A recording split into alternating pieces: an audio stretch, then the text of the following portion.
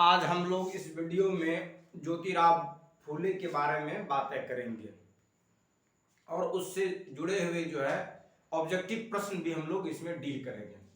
देखिए, ज्योतिराव फूले जो है उनके बारे में जो 10 फैक्ट्स है वो 10 फैक्ट्स मैंने पॉइंट वाइज किया है। उन सभी पॉइंट्स पर मैं बारी बारी से डिस्कस करता हूं। Jyotirao Phule born in 1827 in Pune, India, was an influential social reformer, thinker and activist during the British colonial rule in India। जो ज्योतिराव फूले जो थे वह क्या थे? वह जो है एक हमारे जो है प्रभावशाली सामाजिक सुधारक थे और इनका जो जन्म हुआ था, जन्म पुणे में हुआ था और ये ईस्वी क्या थी? ईस्वी थी 1827 ईस्वी थी। तो 1827 ईस्वी में इनका जो जन्म हुआ था पुणे में हुआ था और ये क्या थे? एक प्रभावशाली सामाजिक सुधारक थे। थिंकर का मतलब होता है विचारक, वह विचारक थे और एक्टिविस्ट भी थे। एक्टिविस्ट का मतलब होता है जो स्वक्रिय कार्यकर्ता के रूप में जब किसी चीज में काम करता है उसको एक्टिविस्ट कहते हैं।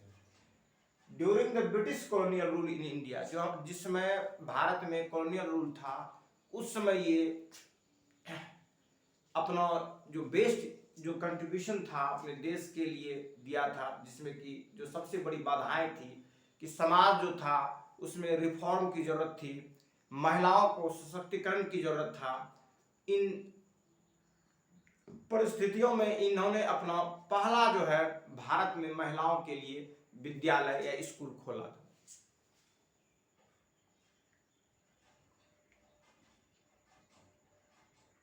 नेक्स्ट पॉइंट जो है उस पर हम लोग अब बातें करेंगे।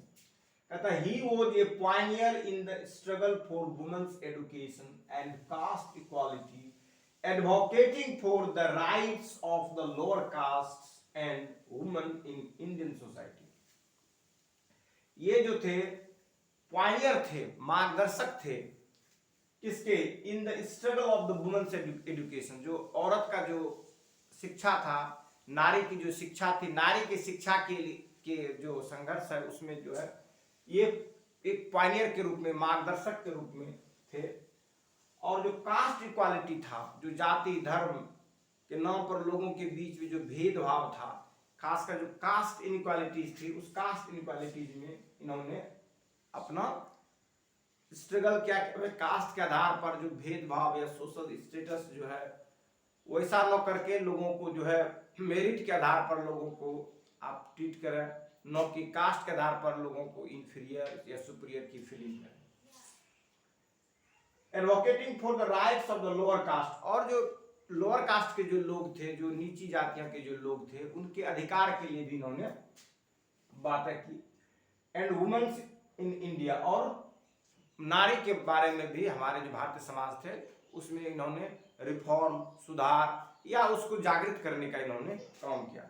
नारी और दलित दोनों के लिए इन्होंने जो था मशक्कत किया, प्रयास किया, मेहनत किया, ताकि इन्हें जो है एजुकेशन मिल सके, ताकि इन्हें जो है अधिकार मिल सके, राइट मिल सके, इसके लिए इन्होंने स्ट्रगल किया। नेक्स्ट जो बातें है वो है कि Phule founded the first girls school in India in 1848, breaking caste and gender barriers in education.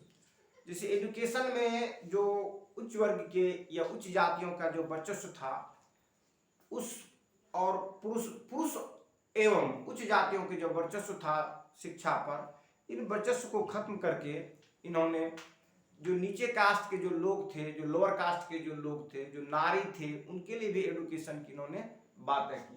तो ये कहता Phule founded the first girls school, इन्होंने पहला जो है लड़कियों के लिए स्कूल खोला इन इंडिया 1848, 1848 में, ब्रेकिंग द कास्ट, और इससे जो इन्होंने कास्ट जो सिस्टम था उसको ब्रेक करने का काम किया, एंड जेंडर बैरियर्स, और जो लिंग भेदभाव था, लिंग बाधाएं थी, उसको भी खत्म कर दिया इन एजुकेशन में, शिक्षा के क्षेत्र में।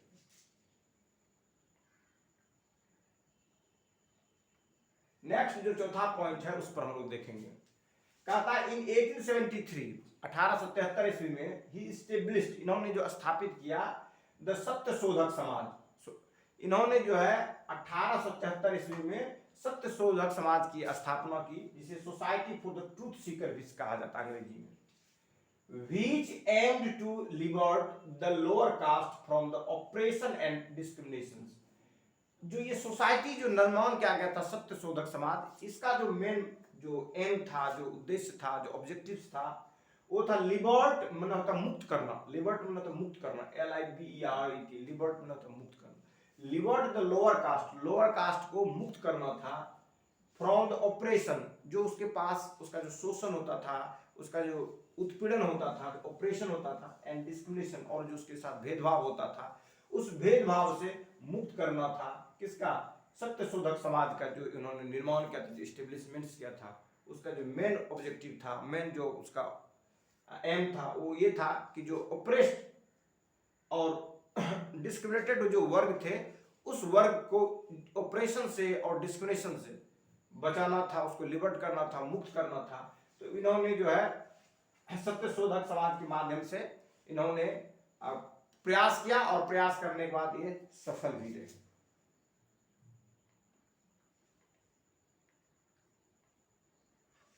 अब पांचवा पॉइंट देखते हैं हम लोग।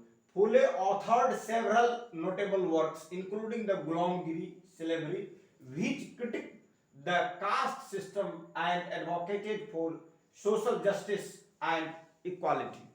उन्होंने कई सारी किताबें लिखी। He Phule authored several works notable works, कई सारे जो नोटेबल वर्क्स है, जो उत्कृष्ट किताबें थी या जो जाने माने पुस्तक थे, उसको उन्होंने लिखा।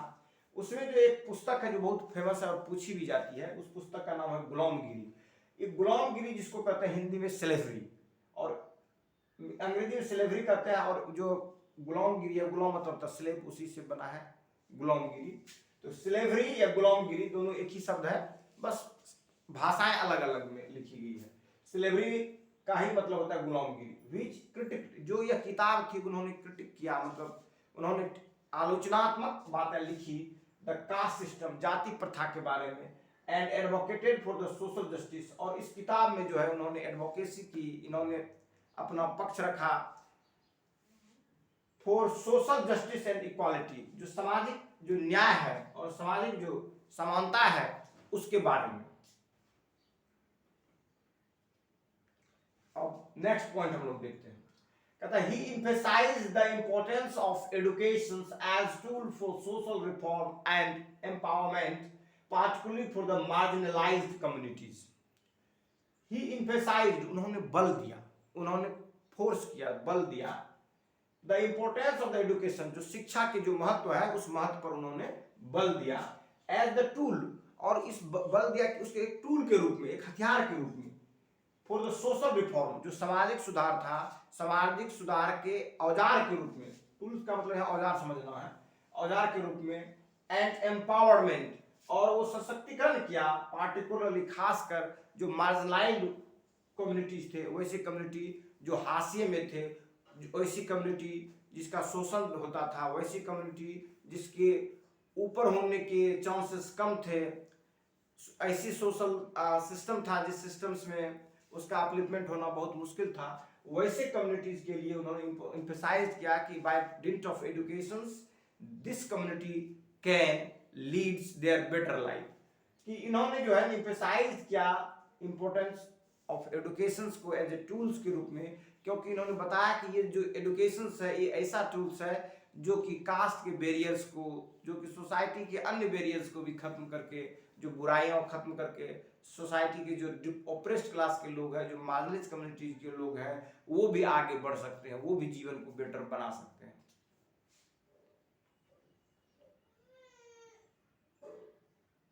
नेक्स्ट पॉइंट पर हम लोग देखते हैं। कहता Phule challenge the orthodox Hindu social order and rituals, advocating for rationalism and humanism. जो फुले थे उन्होंने चैलेंज किया, उन्होंने चुनौतियां दी the orthodox Hindu social order, जो हिंदू का जो कट्टर हिंदू का जो सोशल ऑर्डर था उस सोशल ऑर्डर को, जैसे ऊपर में कोई कास्ट है, फिर उसके नीचे कोई कास्ट है, फिर नीचे कोई, फिर नीचे कोई, ये जो हॉरिजेंटली जो सोसाइटी का जो स्ट्रक्चर्स बनाया गया था, जिस स्ट्रक्चर्स में वर्टिकल मूवमेंट नहीं था, सोशल वर्टिकल मूवमेंट नहीं था, बल्कि हॉरिजेंटली जो स्ट्रेटिफिकेशन हुआ था समाज का, उस हॉरिजेंटली स्ट्रेटिफिकेशन के ये क्या थे, ये उनके विरोधी थे, वो उनके अगेंस्ट में थे। वो चाहते थे समाज में सभी लोग ऊपर जा सके, मोबिलिटी ऐसी हो जो नीचे के लोग भी ऊपर आ सके। लेकिन हमारा जो सोसाइटी का जो हिंदू का स्ट्रक्चर्स था, जिस स्ट्रक्चर्स में हॉरिजेंटली सोसाइटी का स्ट्रेटिफिकेशन हुआ था, वर्गीकरण हुआ था, जिसमें नंबर 1 पर कोई वर्ग, नंबर 2 पर कोई वर्ग, नंबर 3 पर कोई वर्ग, नंबर 4 पर कोई वर्ग, इस तरह से जो है वर्गीकरण हुआ था। तो कहता था Phule challenge the orthodox Hindu social order, Phule ने चैलेंज किया जो कट्टर हिंदू का जो सोशल ऑर्डर था उसको, एंड रिचुअल्स, और जो कर्मकांड होते थे उसको भी इन्होंने किया। एडवोकेटिंग फॉर द रैशनलिज्म, इन्होंने जो है एडवोकेटिंग किया, इन्होंने जो बातें कही, इन्होंने जो आगे की प्रशंसा की या जो उसके लिए इन्होंने मेहनत किया, वो रैशनलिज्म और ह्यूमनिज्म के लिए। रैशनलिज्म जो होता है, जिसको हम लोग तर्कवादी कहते हैं, वो हो गया आपको रैशनलिज्म। ह्यूमनिज्म जो हो गया, जो मानववादी हो गए, वो हो गया ह्यूमनिज्म। तो उन्होंने जो तर्क और जो मानवता था उस पर उन्होंने जो है बल दिया, फोर्स दिया। ये फूले का जो है मतलब उद्देश्य था कि समाज में तार्किक लोग हो, रैशनलिस्टिक लोग हो, उसके अंदर में ह्यूमनिज्म हो, न कि लोगों में पाखंड हो, लोगों में ढोंग हो, लोगों में शोषण का जो है लक्षण हो, ये चीजें नहीं हो। आगे फिर फूले लिखते हैं, फूले को आगे फिर हम लोग देखते हैं, 8वां पॉइंट देखते हैं।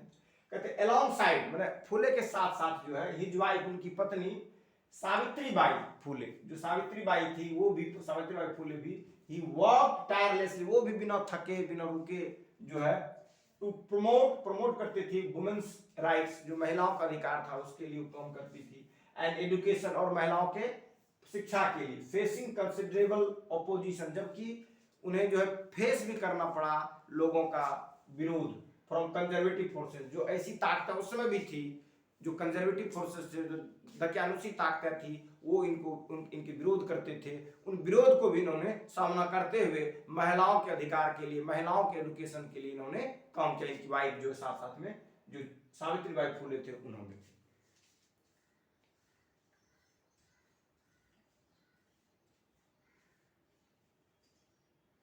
अब हम लोग नंबर पॉइंट देखते हैं।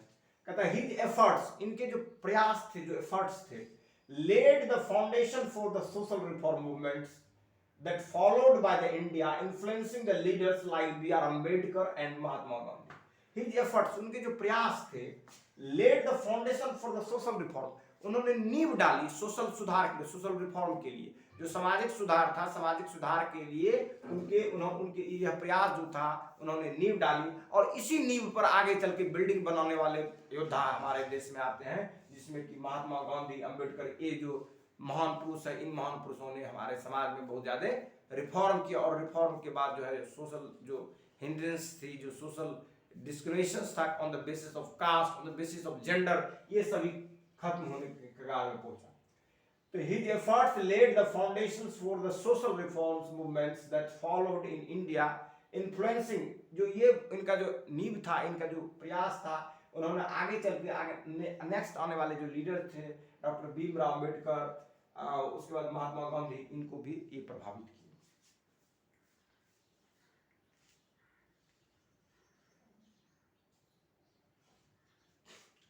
अब Jyotirao फुले's legacy continued to inspire movements for social justice, education and equality in India. He is remembered as one of the most important figure in India's social reform history. Jyotirao फुले's legacy, जो उनकी जो विरासत थी ज्योतिराव फुले की, continue, वो निरंतर रहा, टू इंस्पायर द मूवमेंट्स, वो मूवमेंट्स को प्रेरित करते रहा, फॉर सोशल जस्टिस, सामाजिक न्याय के लिए, एडुकेशन, शिक्षा के लिए, एंड सामाजिक एकता के लिए भारत में। ही इज रिमेम्बर्ड, वह जाने जाएंगे, स्मरण किए जाएंगे लोगों के बीच में, as one of the most important, एक महत्वपूर्ण फिगर्स के रूप में इंडिया के सोशल रिफॉर्म की हिस्ट्री में। भारतीय सामाजिक जो इतिहास है, सामाजिक सुधार इतिहास है, उस इतिहास के रूप में वह एक जो है महत्वपूर्ण फिगर्स के रूप में जाने जाएंगे। अब जो है हम लोग ऑब्जेक्टिव क्वेश्चन उस पर हम लोग डिस्कस कर लेते हैं। क्वेश्चन कहता what year did Jyotirao Phule establish the first girls schools in India. कहता किस साल में जो है ज्योतिराव फुले ने पहला जो है गर्ल्स स्कूल इंडिया में बनाया था। 1827 में तो नहीं बनाया था क्योंकि उसमें तो उनकी जन्म ही हुई थी। अब ये चार ऑप्शंस है आपके पास, कब बनाया था, 1827, 1848, 1873 और 1901। तो इनमें से जो होगा ऑप्शंस क्या होगा, इनमें से ऑप्शन आपका जो होगा सही ये हो जाएगा आपका 1848 में जो है स्कूल्स का निर्माण किया गया था लड़कियों के लिए।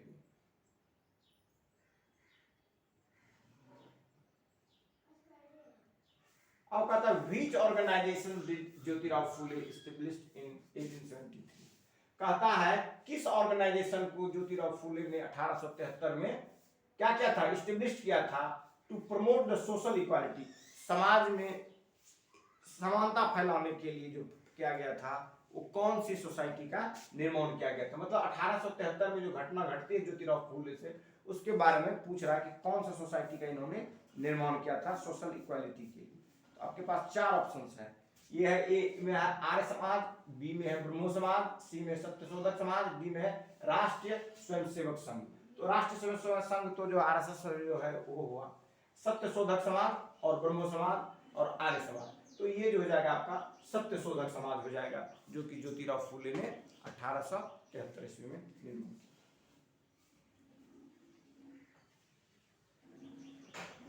अब कहता what is the title of Jyotirao Phule's famous book that critiques the caste system.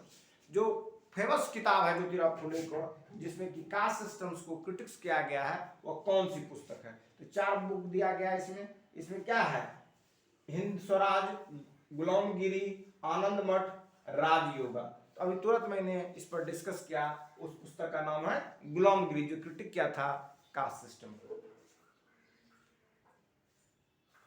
Next question देखिए, कहता who was the Jyotirao Phule's wife. Jyotirao Phule की पत्नी का कौन थी उनकी पत्नी।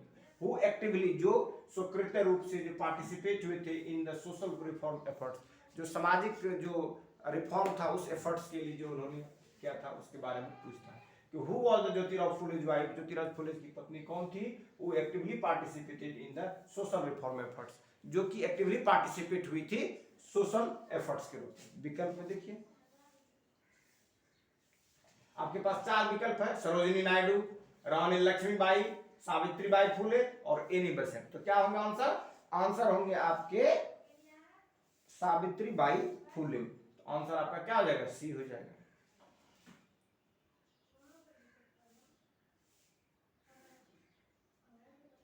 अब next question, which city was Jyotiba Phule born. किस शहर में, किस सिटी में ज्योतिबा फुले का जन्म हुआ था।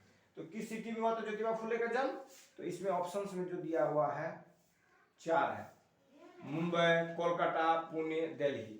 तो ये ज्योतिराव फुले का जो जन्म हुआ था वो कहाँ हुआ था, वो हुआ था आपका जन्म जो इनका हुआ था पुणे में हुआ था।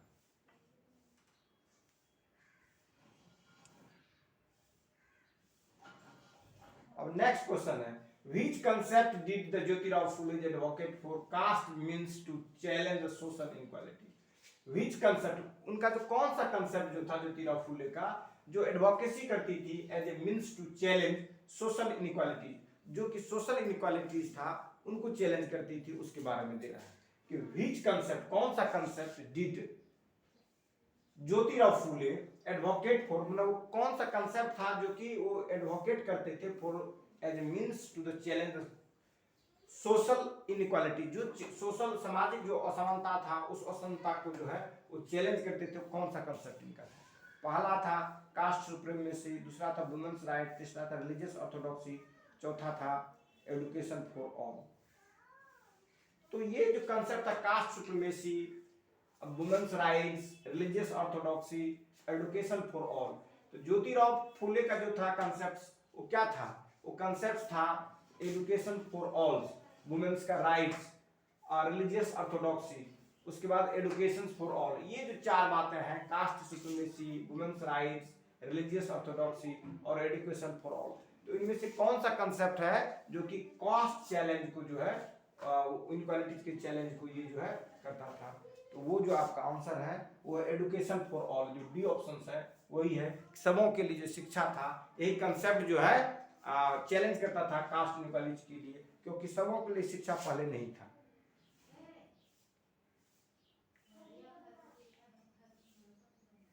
अब क्वेश्चन नंबर 7 देखिए, कहता what was the name of the society Jyotirao Phule founded to advocate for the truth and social justice? कहता ज्योतिराव फुले ने जो सोसाइटी का निर्माण किया था, फाउंड किया था for the truth and social justice, जो सत्य और सामाजिक न्याय के लिए, उसका क्या नाम था? ए में दिया धर्म सभा, बी में है प्रार्थना समाज, सी में है सत्य शोधक समाज, डी में है सनातन सनाथा। तो ये जो जाएगा सत्य शोधक समाज के जो है सीकर्स थे, truth Sikar, the society of the truth Sikar, या सत्य समाज जो थे उसी का इन्होंने निर्माण किया था। नेक्स्ट क्वेश्चन, कहता what was the occupation of Jyotirao Phule's father's? Jyotirao Phule's के पिता का ऑक्यूपेशन क्या था? ज्योतिराव फुलेज के पिता क्या थे? ए में दिया फार्मर, बी में दिया प्रेस्ट, सी में दिया बिजनेसमैन, डी में दिया सोल्जर। तो ज्योतिराव फुले के जो पिता जो थे वो प्रेस्ट थे, वो पूजा करते थे।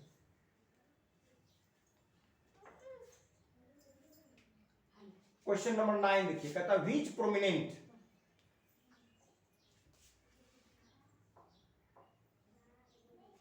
कहता which prominent Indian leaders was influenced by the ideas of Jyotirao Phule? कहता कौन सा प्रोमिनेंट इंडियन लीडर, जो महत्वपूर्ण जो है भारतीय जो नेता थे, वो इन्फ्लुएंस्ड, वो प्रभावित थे द आइडियाज ऑफ ज्योतिराव फुले, ज्योतिराव के आइडियाज से?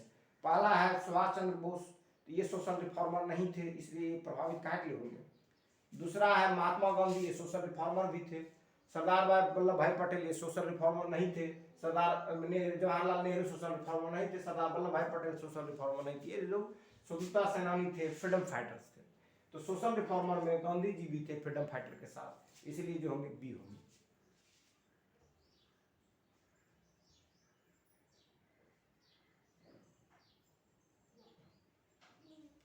अब कहता है in which year was Jyotirao Phule born? किस ईस्वी में ज्योतिराव फुले जो है जन्म लिया था? 1795 में, 1827 में, 1848 में, और क्या है 1869 में। कहता किस साल जो है ज्योतिराव फुले जन्म लिए थे? 1827 ईस्वी में ज्योतिराव फुले ने जन्म लिया था।